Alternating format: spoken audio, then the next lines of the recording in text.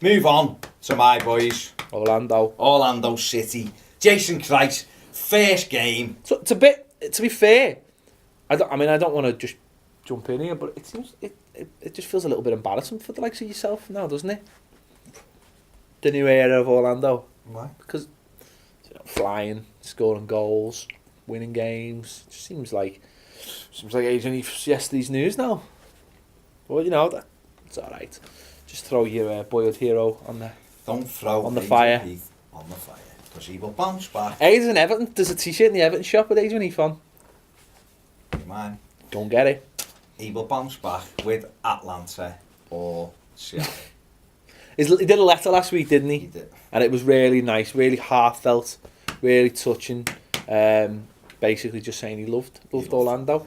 He's been there from... No, he hasn't. The inception. Since the inception. Austin. In Austin. And made me go all melancholy. Because I do miss him. He was a good player, melancholy. He was rubbish on the left wing, no. But Adrian Heath has gone, sadly. Jason Keish. Spoke to Harrison Heath this week.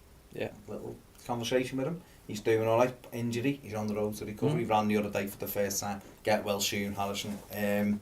But Jason Christ's first game, Kai Kamara, just hitting the ground running with a New England Revolution, now scoring regularly, took his goal really well. Although I have to say, it was quite dreadful, the defending. Picked the ball up on the halfway line, just ran, and no one went near him, and he slotted it in. Then Kai, what was that dance? It was just, it was worse than Wrigley Arms. It was a horrible dance. Ugh. But the half-time message from Christ ensured there was no crisis at the Camping World Stadium. So they did there. Kyle Larin. Kyle Larin do what Kyle Larin does. And then Kevin Molino, who has been fantastic. You sold Kevin Molino 2 weeks ago, I remember. Kevin? No, I didn't. I thought you sold him. No, I thought you personally sold him. I did. Why did I sell him? Who did you sell to? Benfica Bay or someone? That was Carlos. Oh, sorry, I'd still sell him. Okay. Obviously, that's no problem with selling him. Yeah, Molino's Molino is fantastic. Obviously done his ACL last year in a meaningless friendly and was out for the season. Yeah. But this year he's been phenomenal, and he came up with he came up with 2 goals to get them over the line. But the big story for me was the return of Charlie Davies back amazing. He nearly scored as well with a great chip, but this kid has had problems. Unbelievable. After problems. Unbelievable. The car crash, horrendousness. There was a problem with his twins. They couldn't come home for months when he had them. He got them home, and then he found out he had cancer, which is obviously horrendous. But the good news is he's in remission. He's back training, and he came on the other day. He nearly scored with an audacious chip, but fantastic just to see him getting back out there on the pitch, because he's a good player. Yeah, he's a good player, and when he was in France, before he had the car crash, he was very highly thought of, and that really should have finished his career. But he came back, and it's mad that was sort of like the first thing we knew was that he was back. He was back from that. So amazing, and good luck to him in everything, and hopefully he keeps going and it's all good. But I think the most important thing about Orlando was they never conceded a penalty, because they always concede penalties. So maybe that's gone now. Maybe that was Inchy that brought the penalties. It all depends. It was I watched it last night. I watched it last night, and it was. I thought the first half, New England Revolution were fantastic. Lee Wynn was pulling the strings in the middle of the park. He was enjoying himself, and they rode the luck a few times, and it. Again, too often with Orlando, Laren's isolated. But obviously the second half, they kind of moved up times. He brought Brexit on at half time, played him on the right hand side, which was a bit of a different thing, cutting in. He had a hand in the second goal, just give them that extra bit of energy, and they stepped up and got the win, and it was a very, very important win. And what they're on the same point as New England now, so they could be with another win. A decent run, they could easily get in the playoffs, and they're actually 10 points behind New York City, which is mad. But they could still make the playoffs, which is, I suppose, why the decision was made when it was made. Yeah, see where they go from there. following on from last week, Toronto 3, Columbus Crew 0, Giovinco. It looked as though he'd scored an absolute worldie, the first one, but on closer inspection, it hit Endo. And Endo, influenced at the back of the net, but he wasn't to be denied. He then made it 2-0. And your mates now, Caven, our American mate, sent me Altidor's goal, just said, let Ped talk about Josie Altidore, because he was back with a bang. No, he wasn't. No, he wasn't. Back with no, he wasn't. There was no bang whatsoever. He scored his first goal of the season. Well done, Josie. Was it his goal? That's what because the shot. Okay, the goal is there, and it was going to hit our lights. It was going. And then it hit you, and it went in. Yeah. But do you know what? I've given loads of stick, and I'll let him have the goal. Okay. Because, a guy who's earning that much money deserves to score at least one goal a season. So, there you go. That's it. That's it. Because, I'm sorry, I don't care. He's a very, very poor centre-forward, but I'll give him the goal. Shouldn't be though, should he? He's built like a tank. Why? He's quick. Why? Mr. T was built like a tank. He wasn't a very good footballer. Wasn't quick though. How do you know? Do you ever have a race with him? No. But I just don't think he was quick. Alright. Sound. I think, anyone who has to get drunk to get on a plane. Brock Lesnar has probably got a bit of pace in him, but I don't expect him to play football. Do you know what I mean? There's a lot of people out there who are fast. Could bounce into WWE and have a go. Might get in there, get in the UFC ring. I don't know. I'm just saying. There's a DP spot at Toronto. That is being wasted. That's all I'm saying. Let's move it on. That's all I'm saying. Leave it there. Quick, it's good to see Giovinco back amongst the goals again, of course, doing well. Columbus Crew, up and down still, aren't they? Don't know what's going on with them. Up and down still. Don't know. Maybe last year was just a fluke. Don't know.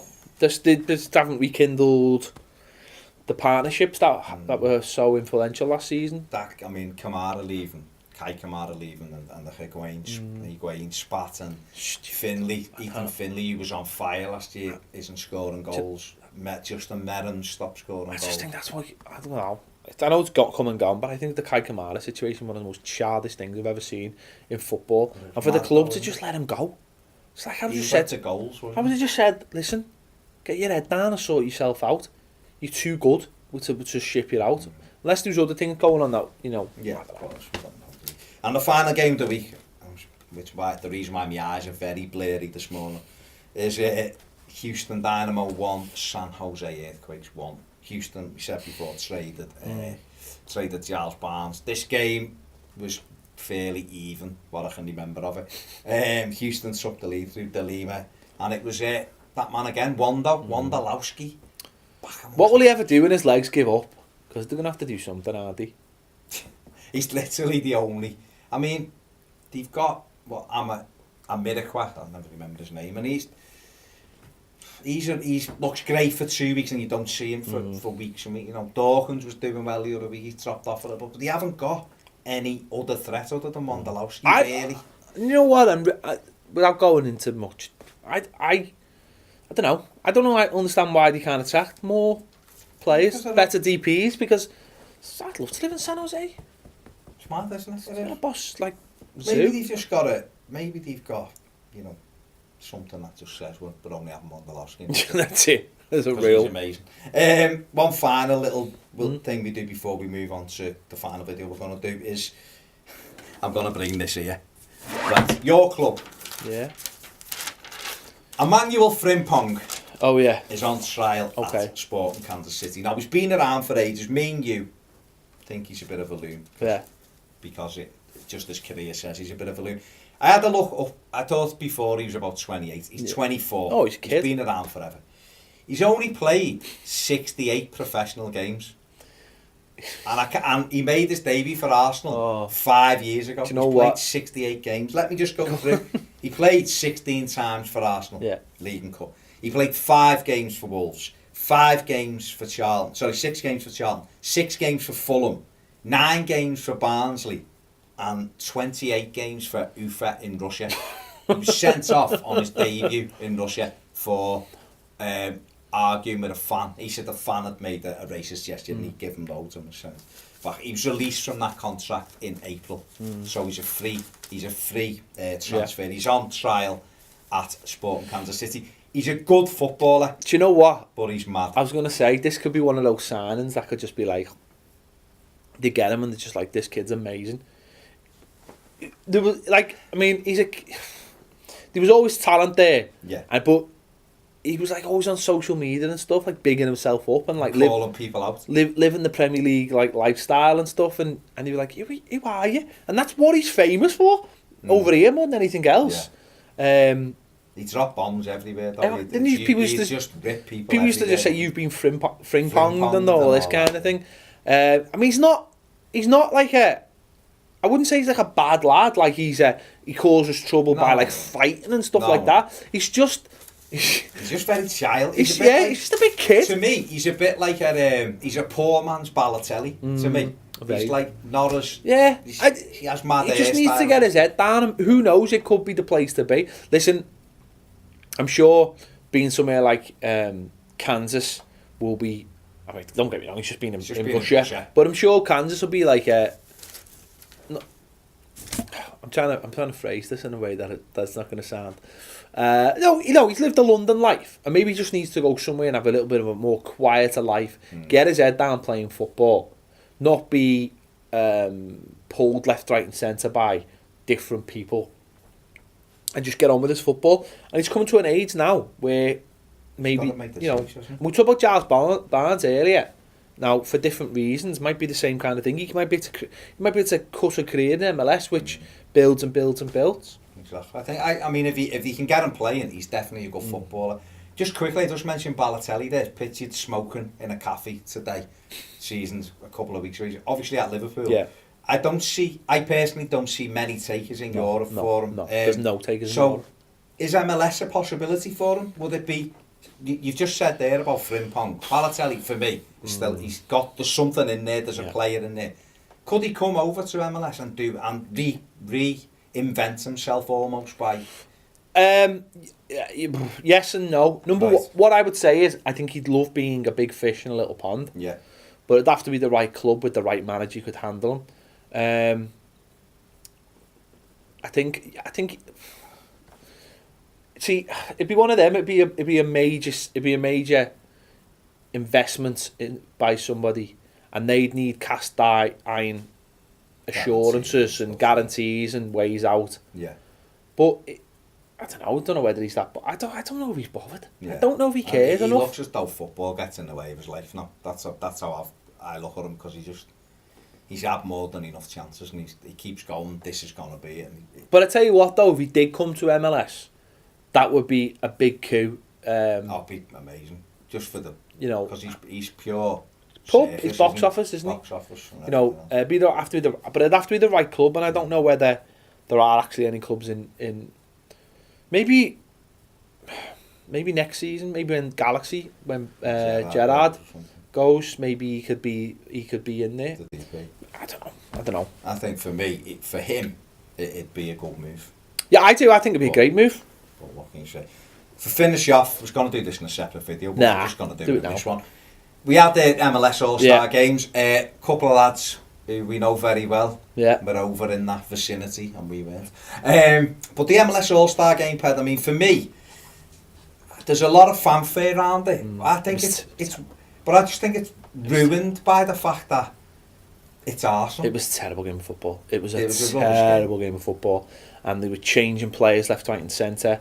And do you know what it is? And we've said this and we've done this to death. And I done a live video after the game on Facebook. Facebook Live, the MLS Show. Go and give us a like. It's a corporate event to sell MLS to the European market. And that's how I've seen it for the last 2 or 3 years. They have all these days. I mean, I'm looking on Snapchat and all this, and I'm very jealous. And I'm looking at people, and obviously the lads from the Redmen TV were over there and got some stuff for us from LA Galaxy. So slightly unattached, but Robbie was there from Arsenal Fan TV, And he was, you know, he was there and he was getting bits and bobs, and you're looking at it, it looks a great event, and we, you know, through like Snapchat and stuff, you can see all the stuff that goes on behind the scenes, and it looks great. And I seen hotels with all like the bunting outside and all this kind of thing, and it looked fantastic, it really did. But the game itself is crap, and that's got to be addressed. Now they've got in the past, they've got in like, I remember when Everton played, and then they've had West Ham, and they've had like Tottenham and Man United, and Arsenal, Bayern Munich, blah blah blah blah blah. They're trying to get like higher caliber teams, but won't work because they just get battered by them all. And when they keep changing the players every half an hour, because the teams have got a game on 2 days later. What I would do is, if I had my way, if I was in charge of MLS, I would make it East v West.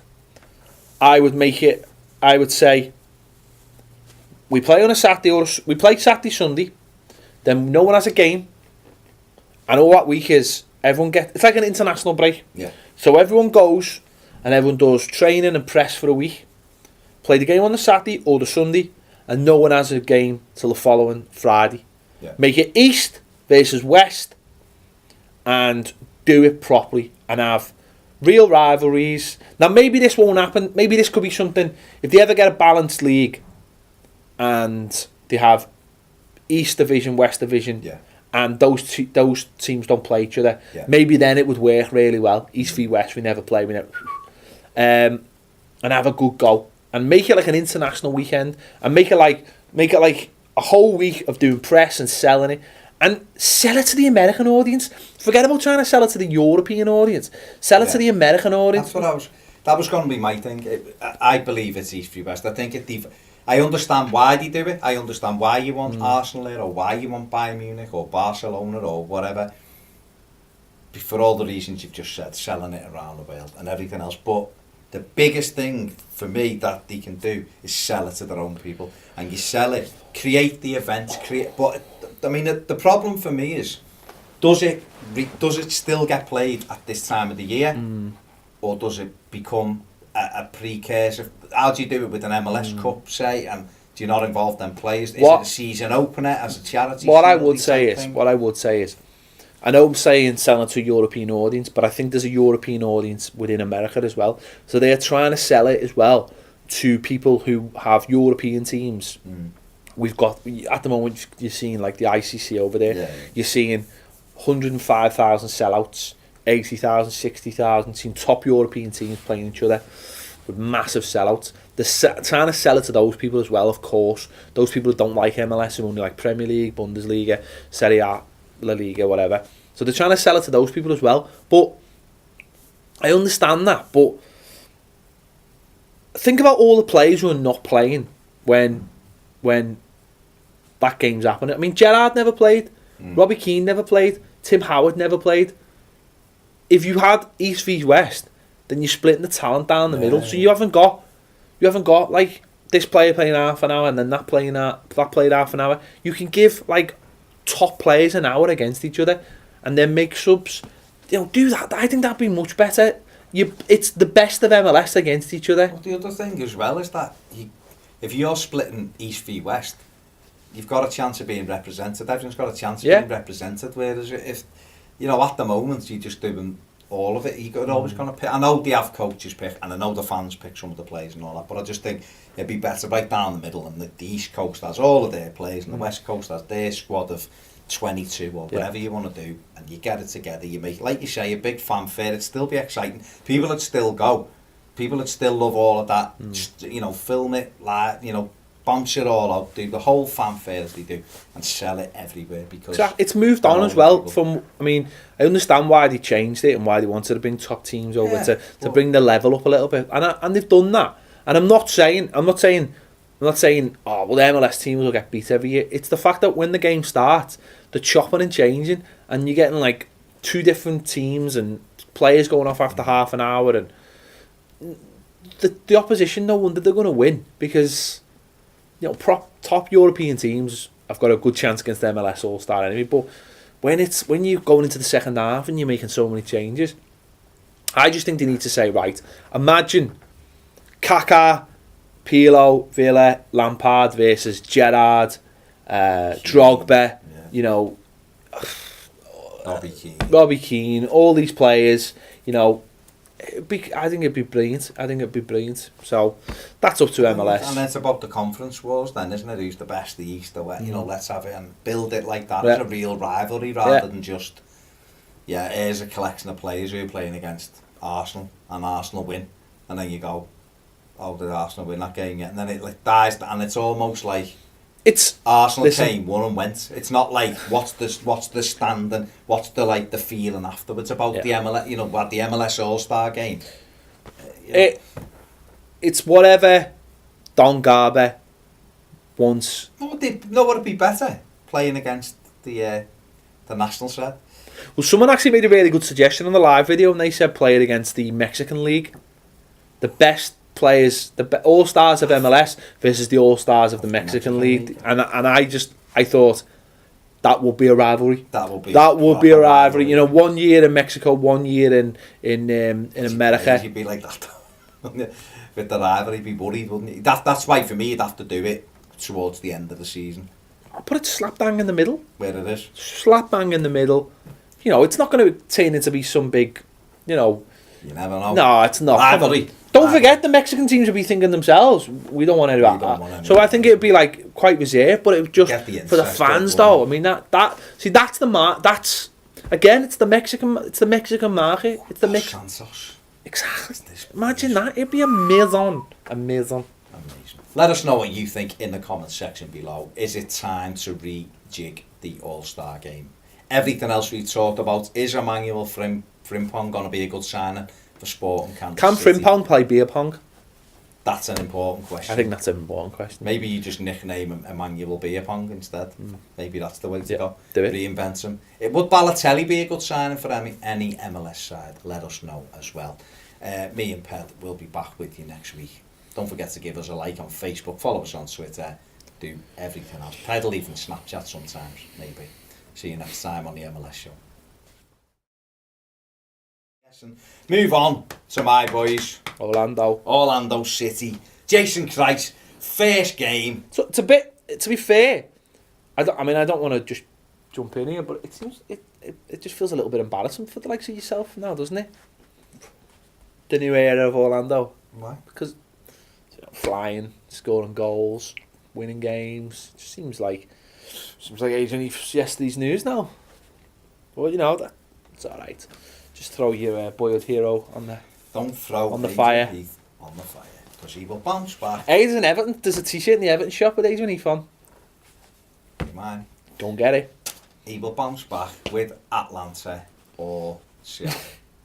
He did a letter last week, didn't he? He did. It was quite dreadful, the defending.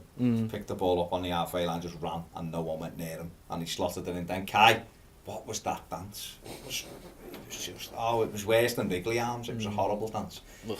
But you know, the half-time message from Christ ensured there was no crisis at the Camping World Stadium. So they did. Kyle Larin. Kyle Larin do what Kyle Larin does. And then Kevin Molino, who has been fantastic. You sold Kevin Molino 2 weeks ago, I remember. Kevin? No, I didn't. I thought you sold him. No, I thought you personally sold him. I did. Why did I sell him? Who did you sell to? Benfica Bay or someone? That was Carlos. Oh, sorry, I'd still sell him. Okay. Obviously, that's no problem with selling him. Yeah, Molino's a headless chicken. Molino is fantastic. Obviously done his ACL last year in a meaningless friendly and was out for the season. But this year he's been phenomenal, and he came up with exactly. He came up with 2 goals to get them over the line. But the big story for me was the return of Charlie Davies back amazing. He nearly scored as well with a great chip, but this kid has had problems. Unbelievable. After problems. Unbelievable. You know, the car crash, horrendousness. There was a problem with his twins. They couldn't come home for months when he had them. He got them home, and then he found out he had cancer, which is obviously horrendous, but the good news is he's in remission. He's back training, and he came on the other day. He nearly scored with an audacious chip, and it was really nice, really heartfelt, really touching. Basically, just saying he loved Orlando. He's been there for him. No, he has. The inception since the injection in Austin. And made me go all melancholy because I do miss him. He was a good player, Melancholy. He was rubbish on the left wing now. But Adrian Heath has gone, sadly. Jason Keesh. Spoke to Harrison Heath this week.